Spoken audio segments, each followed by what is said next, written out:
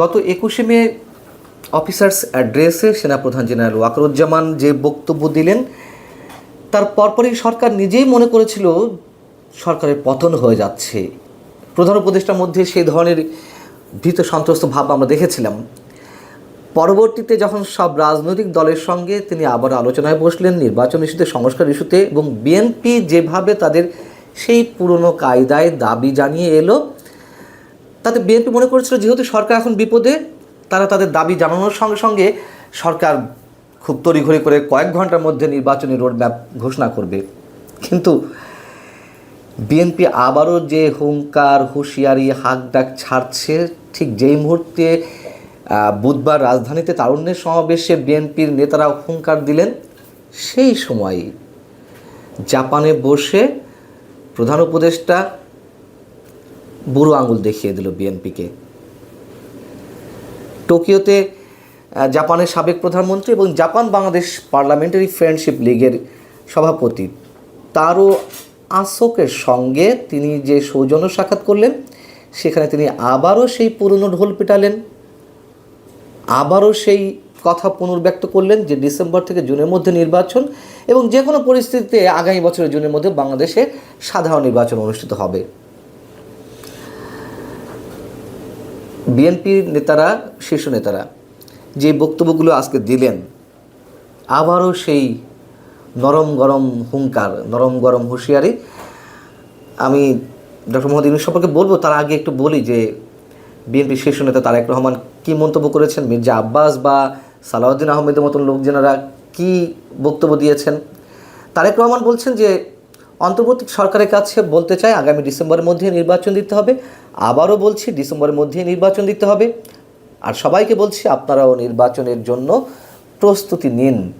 নির্বাচন নিয়ে টালবাহানা শুরু হয়েছে, অল্প সংস্কার না বেশি সংস্কার, এ নিয়ে চলছে টালবাহানা। মির্জা আব্বাস বললেন যে এই সরকার আওয়ামী লীগের চেয়েও দেশের ক্ষতি বেশি করছে। আর সালাউদ্দিন আহমেদ তিনি বেশ ভালো কথা বলেছেন। তিনি বলছেন যে আমরা নির্বাচনের রোডম্যাপ চেয়েছিলাম, আমরা তার পদত্যাগ চাইনি, কিন্তু পদত্যাগের নাটক করেছেন প্রধান উপদেষ্টা। আমরা ডিসেম্বরের মধ্যে নির্বাচন চেয়েছি, নিরপেক্ষ সরকার, গণতন্ত্র ও নির্বাচনের দাবিতে সবাইকে ঐক্যবদ্ধ হওয়ার আহ্বান জানাচ্ছি। মোটামুটি এই হচ্ছে মোটা দাগের কথাবার্তা, এই সেই পুরনো হুঙ্কার। বিষয়টা হচ্ছে যে সরকার তো বিপদে ছিল, এটা আমরা সবাই জানি, যার কারণে পদত্যাগের নাটকটি করা হলো, এটিও আমরা সবাই জানি। সালাউদ্দিন আহমেদ বলেছিলেন যে আমরা তো পদত্যাগ চাইনি, সেই কথায় আবার তিনি বুধবার বললেন। বিএনপি ওই দিন গিয়ে কী করেছিল, সেই দিনই তো বলেছিলাম যে বিএনপি গিয়ে যে ভাষাতে কথা বলল, তাতে বিএনপি নিজের পায়ে নিজে কুড়াল মারল। ওই দিনই আমি মন্তব্য করেছিলাম। সাংবাদিকদের প্রশ্ন ছিল, যখন প্রধান উপদেষ্টার সঙ্গে বিএনপির প্রতিনিধি দল বৈঠক করে বেরিয়ে এলো, তখন বিএনপি কী কী দাবি করেছে, পুরনো দাবিগুলোর সঙ্গে নতুন করে একটি দাবি ছিল 3 উপদেষ্টা পদত্যাগ দাবি। তো প্রধান উপদেষ্টা কী বললেন, সাংবাদিকদের প্রশ্নের জবাবে তিনি বললেন যে তারা দেখবেন। অথচ সরকার তখন যে দুর্বল অবস্থায় ছিল, তখন বিএনপি যদি বলতো যে 24 ঘন্টার মধ্যে নির্বাচনী রোডম্যাপ ঘোষণা দিতে হবে, পদত্যাগের কোনো দাবির দরকার ছিল না, কিন্তু সেই কথাই তারা বলতে পারল না। এখন সরকার পদত্যাগের নাটক করছিল বা প্রধান উপদেষ্টা পদত্যাগের নাটক করছিল, এখন তো সাধারণ মানুষের মনে হচ্ছে যে বিএনপি সম্ভবত নাটক করছে। আমি সবসময় একটা কথা বলি, নরম গরম সুরে কথা বলছে, 1 পা এগোই 2 পা পিছই, আবার কখনো কখনো বলে আপনি সম্মানিত ব্যক্তির সম্মান নষ্ট হতে দিয়েন না, আবার কখনো কখনো হুঙ্কার ছাড়েন যে আমরা এ করলে সে করলে বাংলাদেশ এ হয়ে যাবে, সরকারের পতন ঘটবে। এইসব কথা সরকার কানে তুলবে না, স্পষ্ট। প্রধান উপদেষ্টা তিনি বুড়ো আঙুল দেখিয়ে দিয়েছেন আবারও, এত বড় ঘটনার পরে।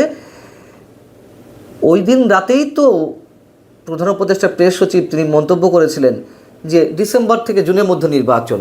প্রধান উপদেষ্টা যা বলেছেন, তিনি এক কথার মানুষ।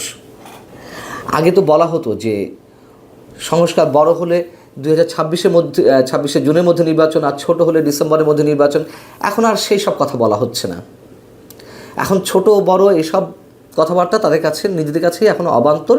তারা এখন সে জুন নিয়েই আছেন। কেন জুন নিয়ে? এই প্রশ্নটি মানুষের মুখে মুখে অনেক আগে থেকেই গুঞ্জন আকারে ছড়াচ্ছে, প্রশ্নগুলো উঠছে, সেগুলো আরও তীব্র হচ্ছে, প্রকট হচ্ছে। কি করতে চায় সরকার? সরকারের কৌশলটি কী?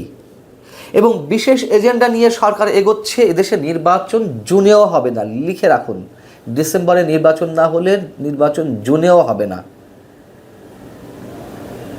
তারা যে বিদেশি এজেন্ডা বাস্তবায়নের চেষ্টা করছে এটা তো এখন স্পষ্ট। বিমান বাহিনী প্রধান বুধবার একটি অনুষ্ঠানে তিনিও মন্তব্য করেছেন, দেশের স্বাধীনতার সার্বভৌমত্বের জন্য সেনাবাহিনী বা সশস্ত্র বাহিনী বিন্দুমাত্র ছাড় দেবে না। আমরা জানি না সেনাপ্রধান, নৌবাহিনী প্রধান তারা যে ভাষাতে কথা বলছেন দেশের স্বার্থেই নিঃসন্দেহে কথা বলছেন, কিন্তু কারোর কোনো কথাতে সরকারের কোনো প্রকার টনক নড়ছে না। বড় এক রহস্যের মধ্যে মানুষ। এবং বিভিন্ন আন্তর্জাতিক গণমাধ্যমে যেভাবে জঙ্গিবাদ, মৌলবাদ নিয়ে কথা উঠছে, প্রশ্ন উঠছে, তাতেও সরকার কিছু যায় আসে না। বরং মৌলবাদের আস্ফালন যেভাবে দিনে দিনে বাড়ছে, একই সঙ্গে এই কথাটিও আবারও আমি একটু মনে করে দিতে চাই। ট্রাইব্যুনালে, আন্তর্জাতিক অপরাধ ট্রাইব্যুনালে যেভাবে প্রসিকিউটর নিয়োগ হলো, নতুন করে চিফ প্রসিকিউটর সহ, তার যে আবার পরামর্শক ব্রিটিশ আইনজীবী টবি ক্যাডম্যান, এবং তখনই মন্তব্য করা হয়েছিল যে তাজুল ইসলাম ছিল আসামি পক্ষের আইনজীবী, তাকে করা হলো রাষ্ট্রপক্ষের প্রধান প্রসিকিউটর। সেই টবি ক্যাডম্যান যে জামাতে পরামর্শক ছিলেন, এই কথাগুলো আমরা অসংখ্যবার বলেছি এবং সেটি আবার প্রমাণ হচ্ছে। এখন মুক্তিযুদ্ধকে কীভাবে বিতর্কিত করা যায় সেই চেষ্টা তো আমরা দেখছি। সেই ট্রাইব্যুনালের মাধ্যমে এখন যুদ্ধ অপরাধের দায়ে যারা অভিযুক্ত হয়েছিল, যারা দণ্ডিত হয়েছিলেন, তারা আস্তে আস্তে খালাস পেয়ে যাচ্ছেন, খালাস পাবেন আরও যারা আছেন।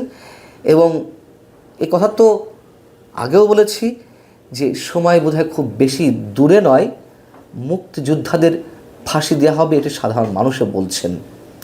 তার মানে কি আমরা কোথায় অবস্থান করছি এটি কল্পনা করা যায়? প্রধান উপদেষ্টা বুড়ো আঙুল দেখিয়ে চলেছেন, সরকার বুড়ো আঙুল দেখাচ্ছে, তারা দেখাতেই থাকবে। বিএনপির কপাল পড়লো না কি হলো, তার চেয়ে বড় প্রশ্ন হচ্ছে যেটা আমি বলছিলাম যে বিএনপি নাটক করছে কি না, তারাও কারোর সাথে কোনো আলাপ আলোচনা বা গোপন সমঝোতা হয়েছে কি না, এই প্রশ্নগুলো কিন্তু উঠতে শুরু করেছে। এখন বিএনপি এগুলো বুঝতে পারছে কি পারছে না সেটি আমরা জানি না।